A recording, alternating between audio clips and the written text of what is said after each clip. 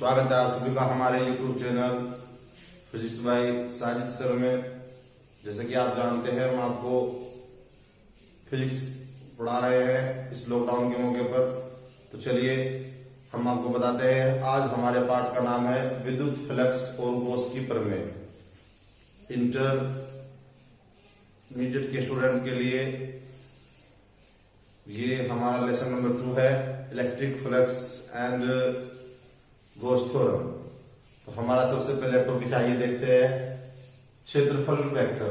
जी हाँ, क्षेत्रफल वेक्टर आप सभी ने ये 11th में पढ़ा होगा या 9th में 10th में भी आपने पढ़ा है कि हमारे पास जितनी भी फिजिकल क्वांटिटी होती है, यानी जो हमारे पास भौतिक राशि होती है, वो दो प्रकार की होती है। कौन कौन सी? एक होती है हमारी अदिश राशि और एक होती है हमारी ये सदिश राशि। अदिश राशियां जिनमें केवल परिमाण होता है, दिशा नहीं होती, और सदिश राशियां ये होती है कि जिनमें परिमाण के साथ साथ दिशा भी होती है। तो आपने पढ़ा होगा क्षेत्रफल किस तरह की राशि है। जी हाँ, क्षेत्रफल अदिश राशि है। पर हम यहाँ बात कर रहे हैं क्षेत्रफल वेक्टर के बारे में। क्या मतलब है इसका? जैसे कि हमारे पास में ये कोई भी क्षेत्रफल है ए मीटर स्क्वायर, ए वर्ग मीटर, कुछ भी हो सकता है। तो अगर हम इसके लंबवत एक एकांक वेक्टर लेते हैं एन कैप। एकांक वेक्टर वह वेक्टर होता है जिसका परिमाण एक होता है, पर इसके अंदर दिशा होती है। ये मेनली किसी भी फिजिकल क्वांटिटी की डायरेक्शन को शो करता है, उसकी दिशा को शो करता है। तो हमारे पास में ये एक क्षेत्रफल है ए, और इसके जस्ट लंबवत यानी 90 डिग्री के एंगल पर ये एकांक वेक्टर है एन कैप।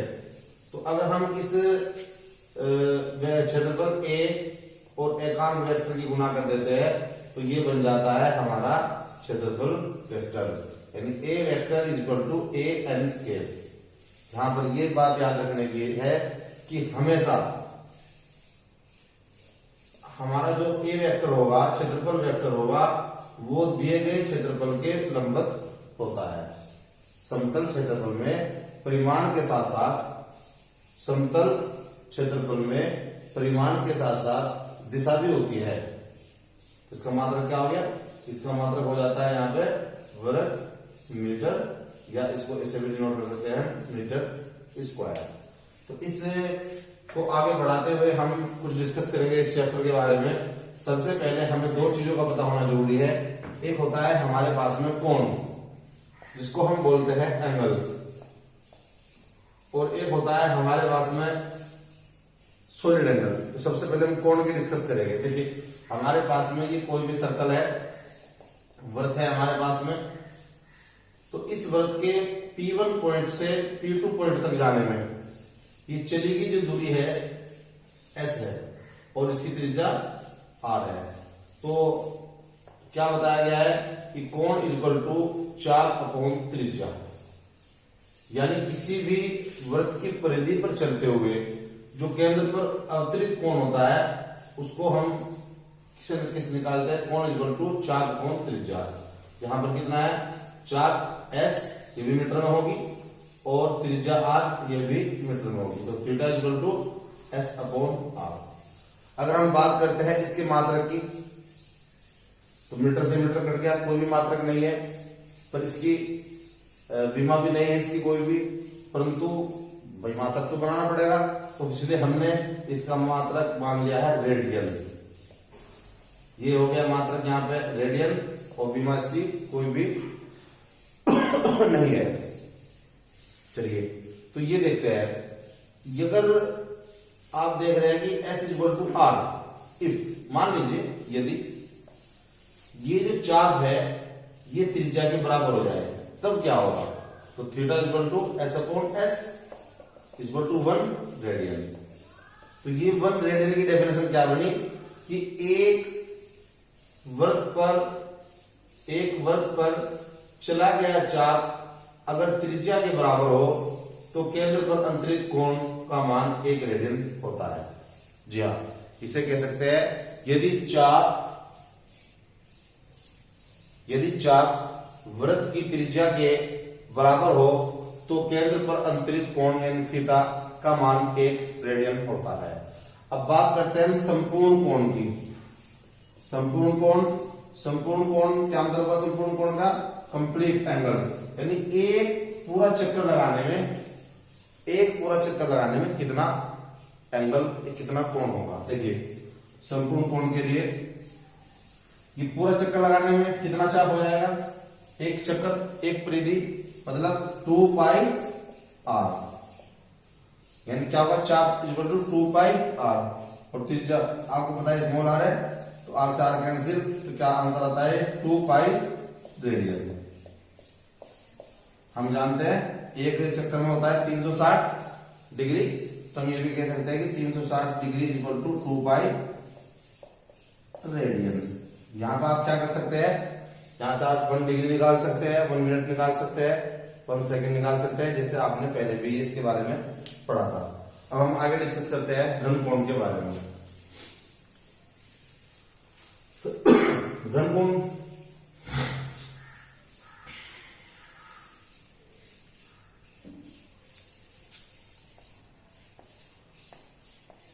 प्लेन एंगल तो आपने डिस्कस कर लिया।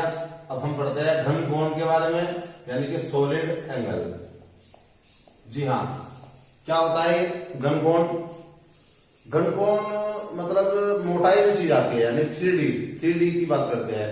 जब प्लेन की बात थी वहां पे समतल क्या होता है? लंबाई और चौड़ाई, और घन मतलब होता है इसमें मोटाई भी आ जाती है। देखिए जैसे कि आपने देखा होगा एक तरबूज है हमारे पास में, तरबूज के हम एक ऐसे फांक निकालते हैं, तो ये तरबूज की जो ऊपर का सिरा है, जो ग्रीन सिरा हो गया ये, तो यहां से इस तरह से निकलता है जैसे आइसक्रीम होती है ना, कोन।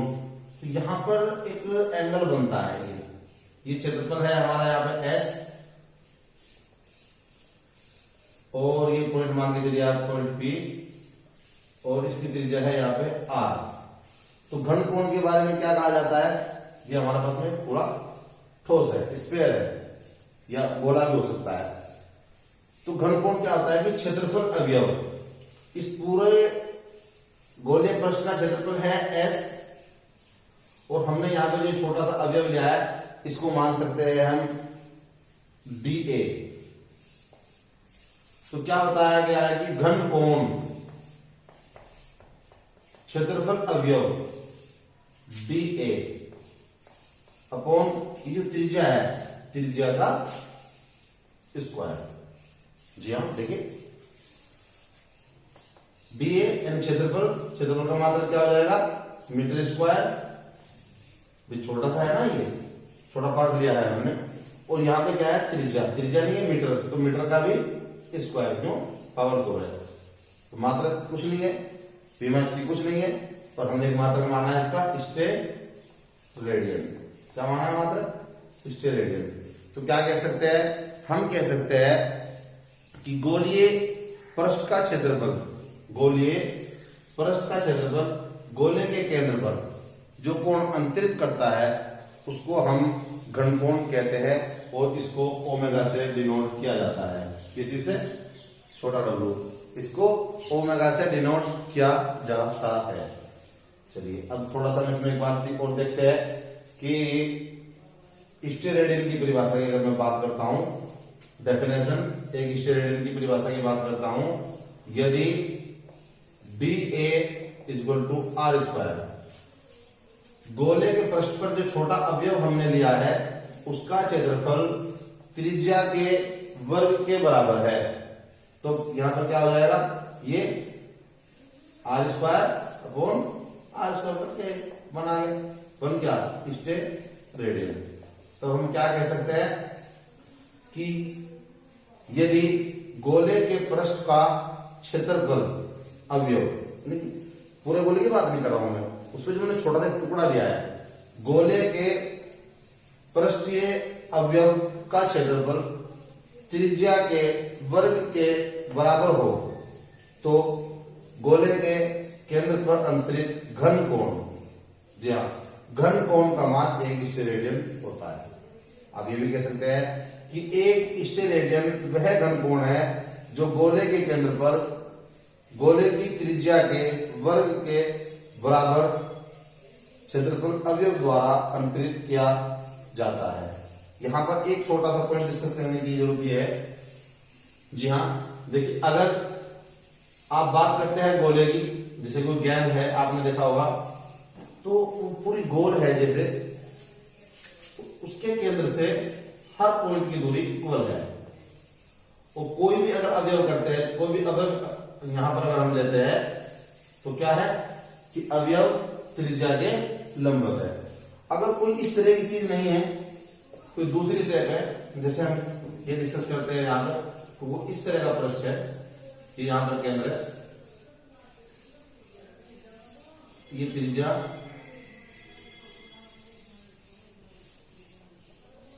ये पॉइंट P, यहां पर R हुआ, ये पॉइंट P है, ये बिंदु O है। तो अगर हम यहां पे लेते हैं एकांक वेक्टर, तो बिंदु O से P को मिलाने वाली रेखा, ये हो गया हमारा एकांक वेक्टर n के। तो आप ये देख रहे हैं कि थोड़ा तिरछा है। अगर इस पे अवयव क्षेत्रफल dA पर हम एक लंब डालते हैं तो लंब आता है ये, इसको कैसे डिनोट करते हैं हम, dA वेक्टर, तो ये है हमारा n के। यानी O से P को मिलाने वाली रेखा के अनुदिश एकांक वेक्टर, और अवयव क्षेत्रफल dA के लंबवत है dA वेक्टर। आपको पहले बताया गया था कि क्षेत्रफल वेक्टर में हमेशा क्या होता है कि क्षेत्रफल के लंबवत होता है हमेशा क्षेत्रफल वेक्टर। तो इनके बीच में अगर थीटा कोण है तो क्या करते हैं, इस dA वेक्टर का एक प्रोजेक्शन लेते हैं इस पर, इस तरीके से ये प्रोजेक्शन आ जाएगा। अगर हम इसका एक ऐसे पूरा एक मान लेते हैं, स्मॉल r त्रिज्या, स्मॉल r त्रिज्या अगर हम गोला मान लेते हैं, तब क्या होगा, तो ये dA vector dot n vector हो जाएगा। यानी अगर हम बात करते हैं घन कोण की इस दिशा में, इस कंडीशन में, तो dA वेक्टर डॉट n के, यानी इस अवयव क्षेत्रफल का ये हम यहां पर घटक मान लेते हैं या प्रोजेक्शन मान लेते हैं। तो इसको ऐसे दिखाते हैं dA n cos theta, d omega is equal to dA n cos theta. और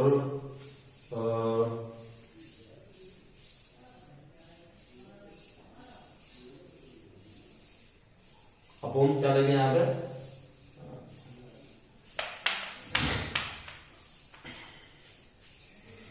क्षेत्रफल अवयव वेक्टर dA वेक्टर का प्रोजेक्शन लेते हैं हम यहां पर। तो ये आप जो देख रहे हैं ये आया है, स्मॉल r त्रिज्या का हमने पूरा एक गोला बनाया, ये गोला जो थोड़ा तिरछा है तो ये पोर्शन तिरछा था। अगर पूरा गोला होता तो ये थीटा नहीं आता यहाँ पे, dA वेक्टर और n वेक्टर दोनों एक ही डायरेक्शन में हो जाते। तो ये आपने देखा थोड़ा ये उभरा हुआ है इस तरीके से।